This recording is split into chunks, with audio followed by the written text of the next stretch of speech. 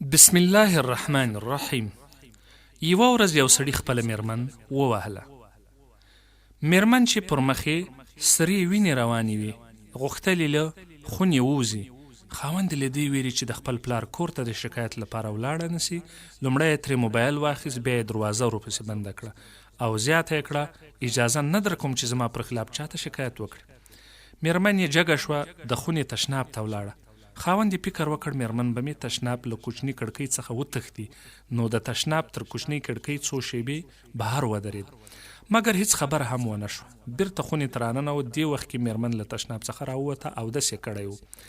خپل خاوند ته یې وویل تا فکر کوله چې موبایل به راڅخه واخلې، دروازه به راپسې وتړې، غږ به مې چاته ونه رسوم. زه داسې یو څوک لرم چې په هر حالات کې مې د بندو دروازو تر شا غږ اورېدلی شي. پر لمانځه ودرېده. خاوند یې ورته حیران ولاړو. میرمن یې ښه اوږده سجده څخه وروسته لمونځ ختم کړو، لاسونه یې لپه کړل.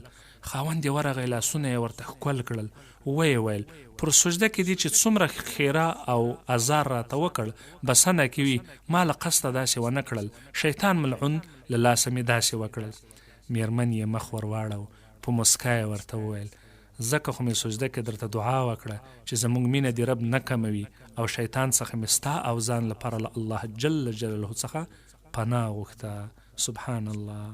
ژوند ښکلی ده.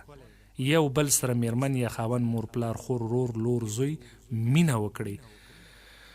دې خاوند نه د خپله بیبي وهل شوې وه، نو بیبي ولاړله حمام ته.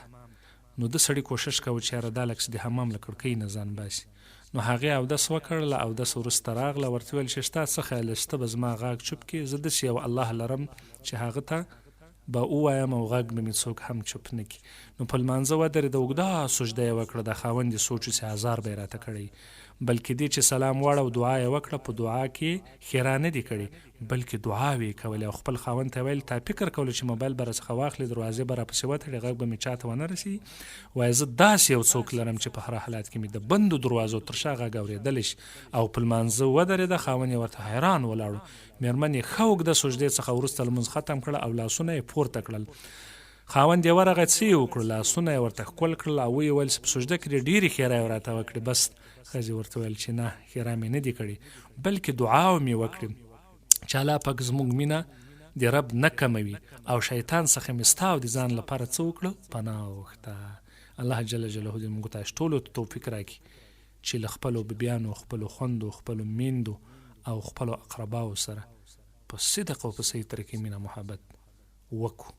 آمین ثم آمین. ستاسې ورور ستاسې خادم مولوي عبدالواحد احدي.